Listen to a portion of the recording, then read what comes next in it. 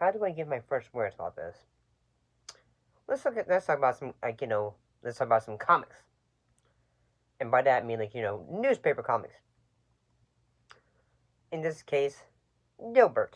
And the bit of the rise of it and the bit of the fall of, the But if you're wondering, who's Dilbert? Well, Dilbert was created by author Scott Adams. The Dilbert Comics was first published in April 16th, 1989. Um, it's a satirical office humor. Basically, it's satirical office humor. Um, about Dilbert, a man who works in the office, and then suddenly say, "Hey, wasn't this wacky?" and all that stuff. Moments in the office. Um, there was even a animated television show, and video games and all that too. So merchandising. This character was say, "Hey, for a big time, big." You need to get better at anticipating problems. If I could anticipate problems, I wouldn't have agreed to work for you. You seem angry. I did not see that coming. And if you just why don't we look at quite a few strips of it too, just to give you an idea of some of the humor of Dilbert and all that. And yeah, actually, the thing about this, I kind of remember the Dilbert comics, as a child, very much, middle school.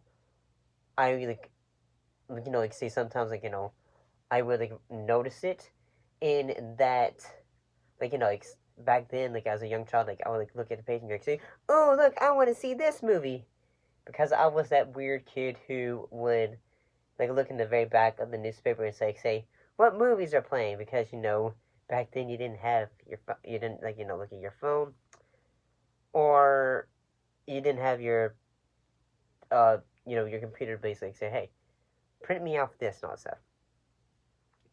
And yeah, for a time, it was, Dilbert was a thing you look back at. However, everything they say that was just it. Well, in 2010, United Media, who was, basically who syndicated it, had sold its licensing arm along with its rights to Dilbert to Iconic Brand Group. And then, basically, Dilbert as, a property wouldn't leave United Media. In December 2010, it announced that it would move to Universal Uclick, a division of Andrews McMeel Universal, known as Andrews McMeel Syndication, beginning in June 2011, where it continued to be on this, be owned by them until 2023. And there became a bit of a fall. And if you say, what was it? Well, in September of 2022, Lee Enterprise ceased running the strip in what Scott Adams reported as 77 newspapers, as the publisher declining to include the strip in a new comic page that was issued throughout the company. Well, what was this reason, though? He said that he had received complaints about Dilbert mocking the environment, social, and corporate grievance movements, and he was not sure that was the reason for the cancellation. Well, if you're fair to say, well, okay, what was the bit of the downfall? Well, enter the San Francisco Chronicle, which was owned by Hearst Media, who ended up dropping Dilbert in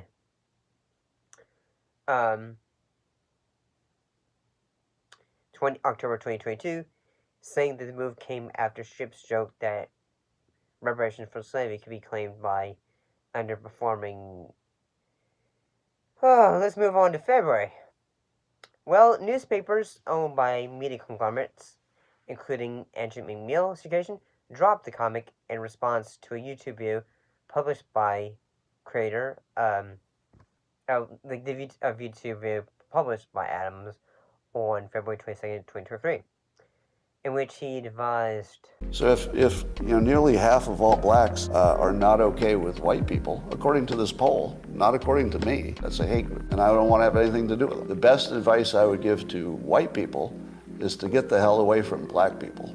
So I think it makes no sense whatsoever as a white citizen of America to try to help black citizens anymore. Oh, jeez.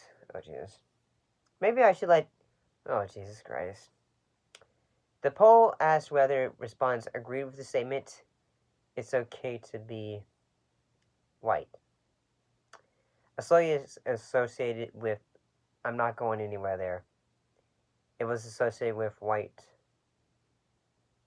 The poll found that 50% of African Americans agreed with the statement, "It's okay to be white," while 26% disagreed, and 21% responded they were not sure. And Garnet, including the USA Today Network, including the Detroit Press, the Indianapolis Star, the Cincinnati Enquirer, and the Arizona Republic, also dropped the strip following Adams' comments. And then you'd also go into major newspaper groups like the Washington Post, the Los Angeles Times, the Seattle Times, the Atlanta Journal-Constitution, and the Plain Dealer. They also stopped to syndicate Dilbert and published editorials, basically saying, "Hey, Scott, no." Honestly, say, Adams is not doing so good at the moment. He's not doing good. Having watched how people treated Joe Biden when the diagnosis came, people are really cruel. They're really bad. And I was expecting, and of course it's going to happen, people are going to say it's because I got the COVID shot.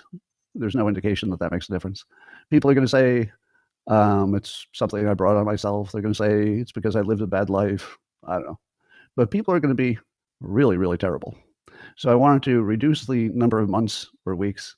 I don't know what I have left, weeks or months.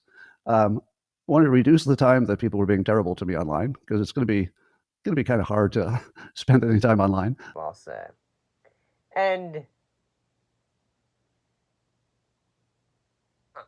honestly, we kind of live in a world where, say, hey, we all have, we all have our own perspective on things, but sometimes, when you voice it, in a way, sometimes they can come back to haunt you in a way. And honestly, say, sometimes it can suck, because sometimes you think, say, hey, look, maybe you shouldn't have said that, and all that.